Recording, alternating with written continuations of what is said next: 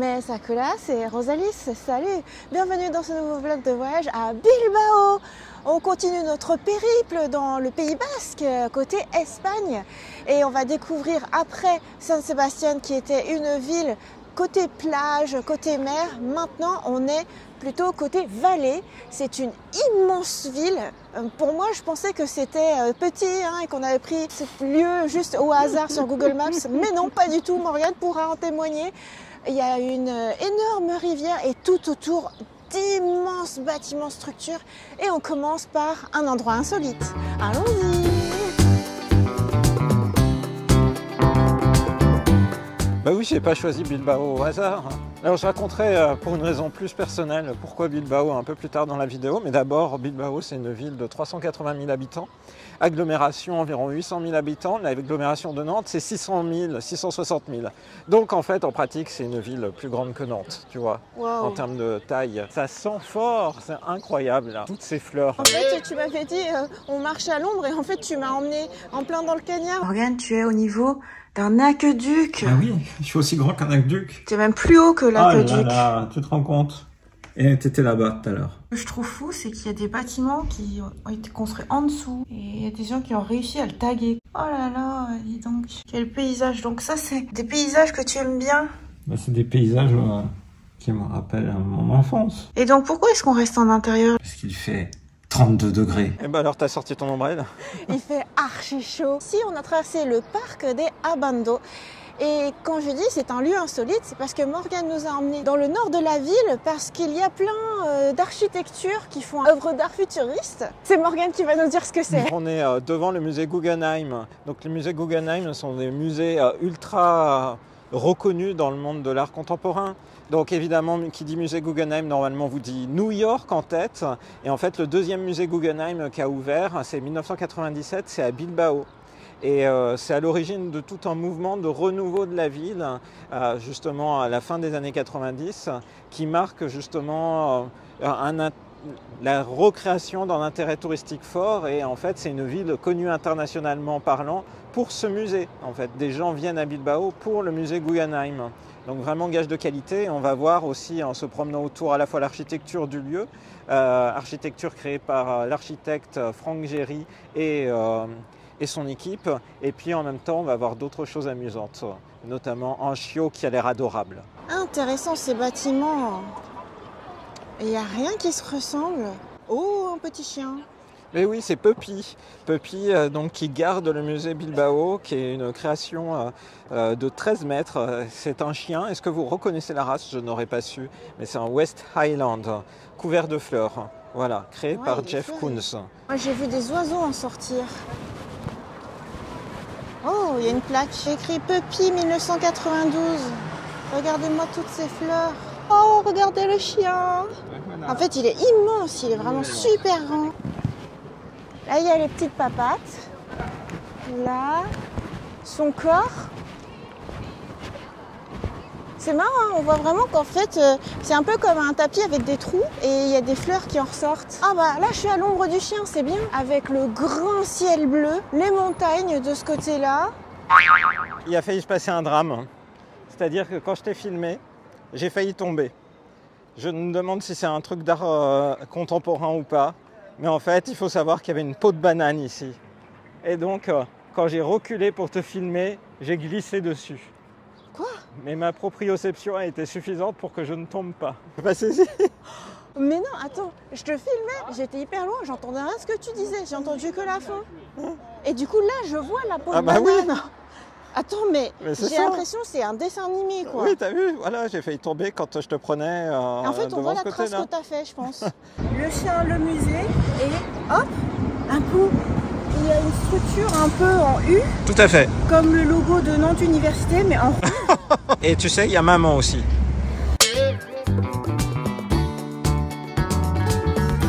La montée est une montée, hein. On s'approche des montagnes. Le geste artistique flamboyant vis-à-vis du musée. Et une petite surprise nous attend quand on regardera en bas. On monte, on voit en fait les fenêtres du musée. C'est très beau. On voit l'intérieur du musée. qui fait que c'est totalement conceptuel. Et vous avez repéré tout en bas, tadam, c'est maman. Bon, on rediscutera de maman tout à l'heure et de son histoire un tout petit peu après. Le fleuve et l'eau irriguent Bilbao. Le centre-ville est par là. Et puis, du coup, des éléments d'art contemporain comme ici. Et puis, hop, le musée qui fait un petit peu penser à une cuirasse de vaisseau. Et moi, je me dirais c'est presque la cuirasse de Yamato. Rosalis nous attend plus bas. Bon, j'ai quand même réussi à grimper jusque là. Oui, c'est très bien. Avec une hanche en vrac. C'est très bien. Sachant que moi, je voulais quand même être sur du plat, mais on est sur une ville où rien n'est plat. Rien n'est plat. Et Morgane voulait que je monte ça. Si vous vous mettez à ras du sol et que vous regardez la pente, pour moi, c'est du 56 degrés. Hein. C'est hyper dur à monter quand t'es pas en forme. Et ben, j'estime que j'ai fait une longue marche là. Oui, tout à fait. Une longue côte. Et après, j'ai attendu Morgane sous le cagnard. Et tu as vu l'essentiel, c'est-à-dire notamment le fait qu'on peut voir l'intérieur du musée, du coup, depuis cette plateforme, tu vois. À chaque fois, partout, tu as les vitres qui te donnent, qui sont l'intérieur du musée. Tout est transparent. Bah, j'ai pas vu parce que je t'ai regardé toi en train de courir et en train de filmer. J'espère que tu t'es filmé un peu en selfie. Hein, ah bah non, moi je... personnifier un peu ton Mince, discours. j'aurais dû remonter. C'est là où on se rend compte, en fait, quand on est ensemble, qu'on est tout le temps côte à côte, ouais, on met beaucoup de temps en vrai à filmer. Hein.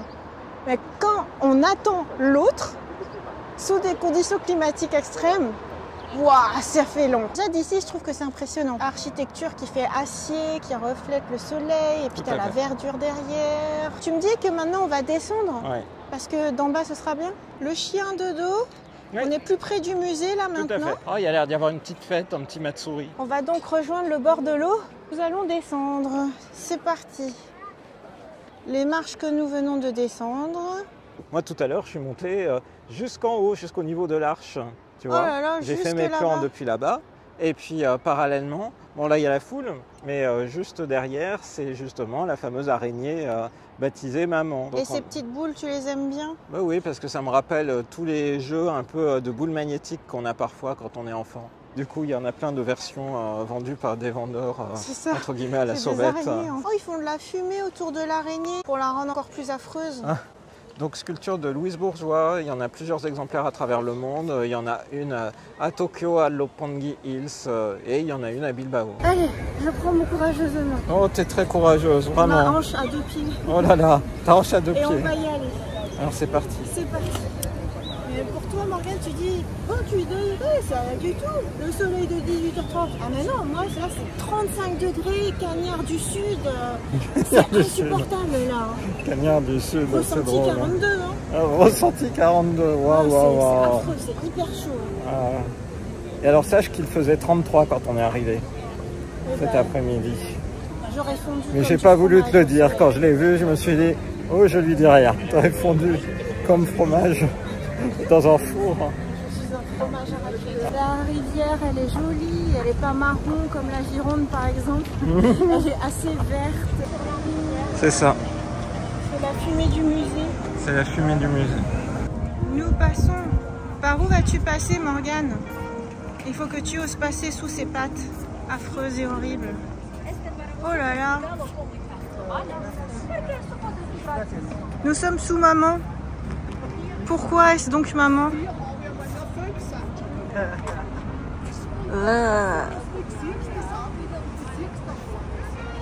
Alors tu es content de passer sous ses pattes? Moi j'aimerais aller dans la fumée. Alors on va dans la fumée. Moi ce qui m'intéresse c'est la fumée. Et là c'est un peu, ça rappelle quand on passait dans les nuages. Oui, dans les nuages à Saint-Sébastien. En fait c'est un brumisateur géant. Il y a encore ces photos sur papier, ouais. Journal. Ouais. Oh, c'est là.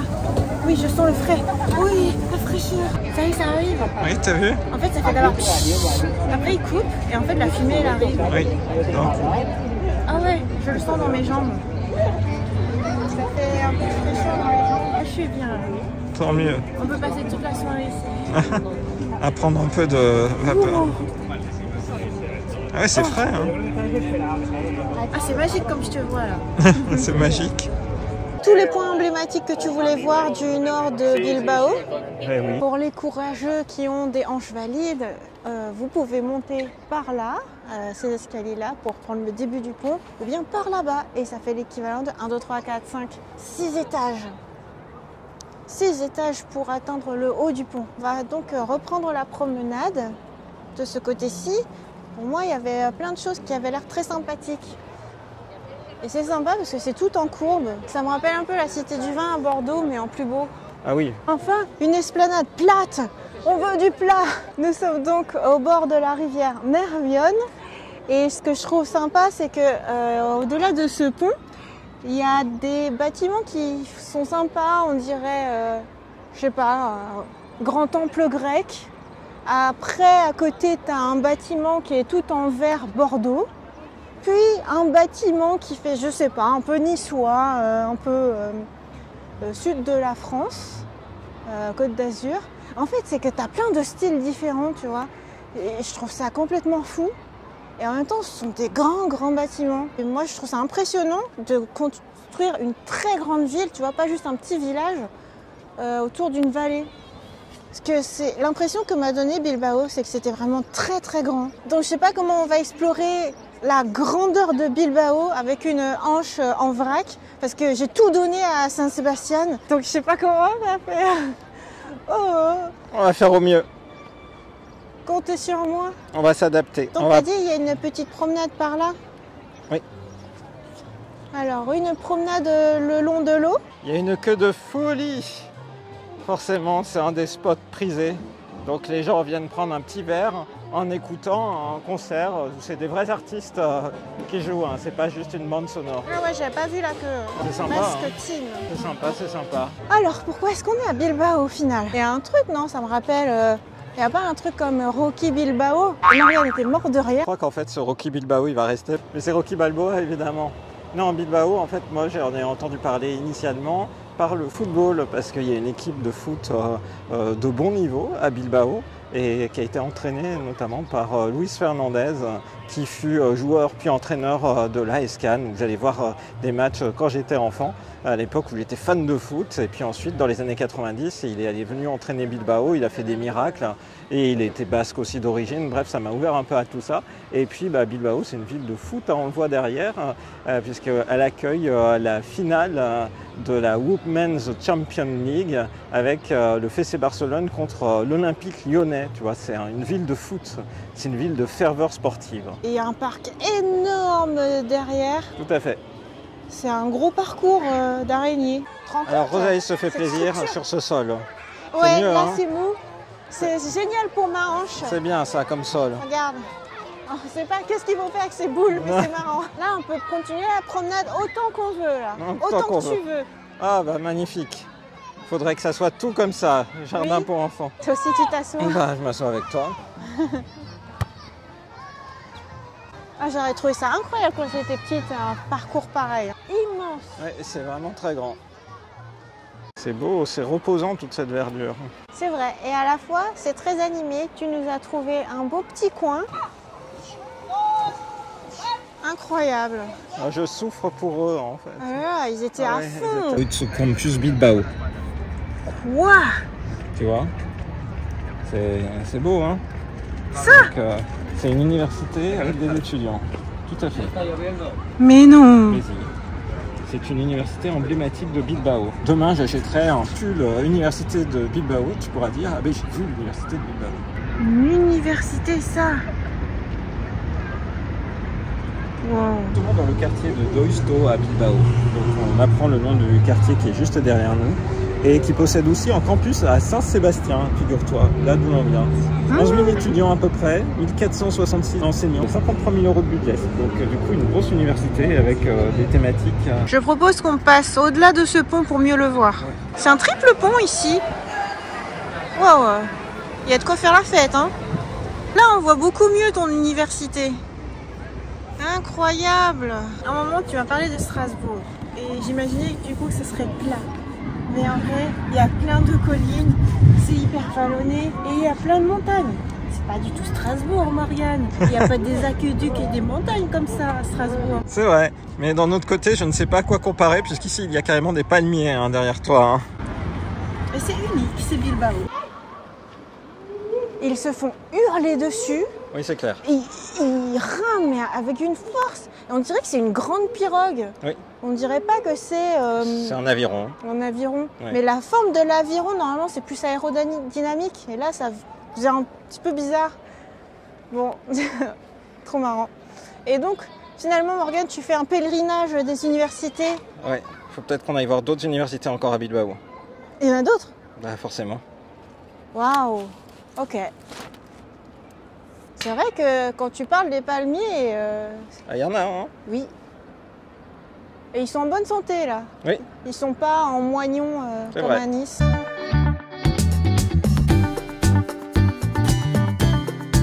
Mais où est Rosalis? Elle est ici. Waouh, super vue. Super. Avec le musée en face. Et on sent qu'il y a des gens qui vont d'un air décidé. Hein. Splendide. Donc on voit bien l'université d'Osto. L'université, l'entrée de l'université. L'entrée de l'université dont le bâtiment est ici. Juste derrière. Hop là en face, pardon.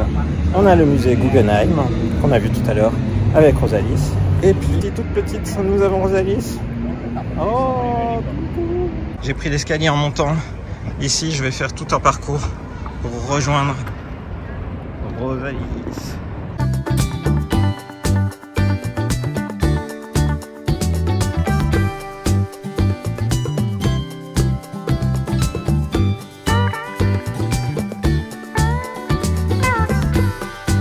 On a une tour énorme qui caractérise bien aussi ce que j'évoquais en début de vidéo, le fait que c'est un quartier qui est en pleine expansion, et notamment après l'installation du musée Guggenheim à la fin des années 90. Donc derrière, c'est la tour Iberdrola, donc tour qui a été construite entre 2007 et 2011, inaugurée en 2012.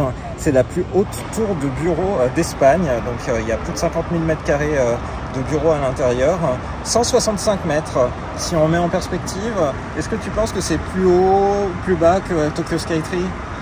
Plus bas. Ah oui, c'est plus bas, parce que Tokyo Skytree, c'est plus de 600 mètres, 631 mètres de mémoire, alors que là, on est à 165. Mais c'est un peu impressionnant comme building dans ce quartier. Est-ce que c'est une bibliothèque universitaire, là? C'est parce que c'est en face de l'université, là. Il y a le pont qu'a traversé Morgane en courant tout à l'heure.